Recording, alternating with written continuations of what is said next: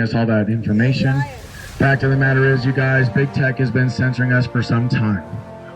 Okay, and it's because they cannot silence you. That's why they censor you. They censor you because you're not staying silent.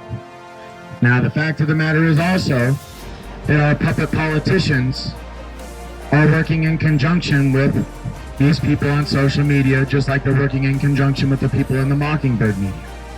What we are witnessing is psychological warfare, ladies and gentlemen. The legal system takes time.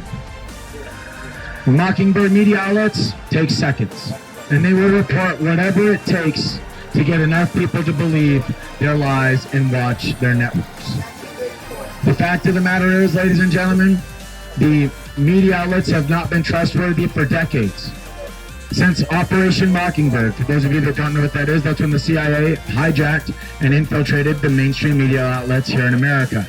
What they did is they did something called compartmentalization, where they used very specific propaganda that they knew that select groups would want to hear to divide and conquer our country into controllable groups. Then they had these controllable groups of Republicans, Democrats, gays, straight, liberal, conservative, black, white, okay? All of these tribes fighting one another so that they could bring our country down from within. Kennedy called it infiltration instead of invasion and subversion instead of elections. Now that means that we've been fighting this for literally decades.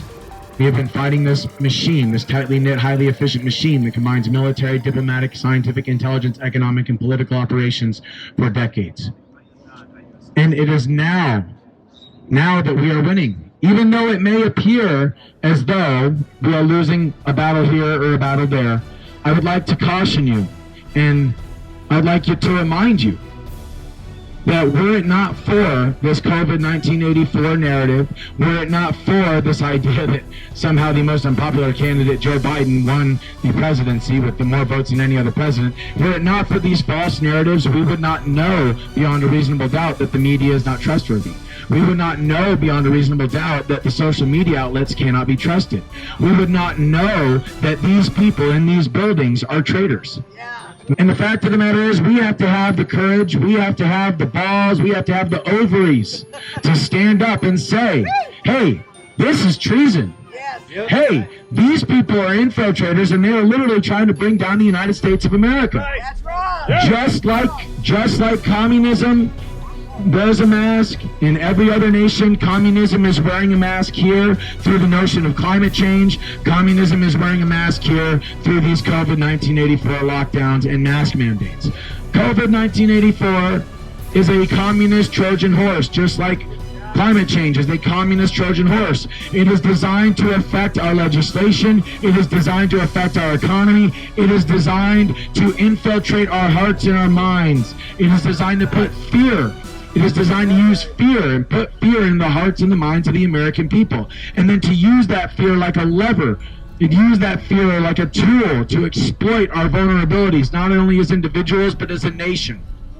Now, I don't know about you guys, but I'm not going to let that happen. I don't think you're going to let that happen. And I really don't think that America is going to let it happen. The media is painting the picture that Biden won because he lost. The media is painting the picture that COVID-1984 virus is deadly because it's not. The media is painting the picture that they are trustworthy because they know they're full of shit. Okay? And that's just all there is to it. This is black magic. Regardless of whether or not people want to acknowledge it, it is black magic, you guys. It is the creation of illusions and then the changing of people's minds based on those illusions. This is called worldview warfare. Now, I would like to go a step further and explain to you the roots of this worldview warfare and how it affects our elections. So the idea here is that if you get millions of people believing a fake narrative, then you get all of those people in your hip pocket. And each and every one of those minds is a mind that you can control.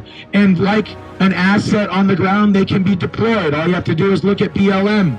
All you have to do is look at Antifa and see what it is that I mean when I say these assets can be deployed. Deployed to do what? To cause mayhem, to cause violence, to destroy the economy, to burn down buildings, to cause fear. Fear, ladies and gentlemen. Fear. And fear is a very potent weapon in the hands of tyrants.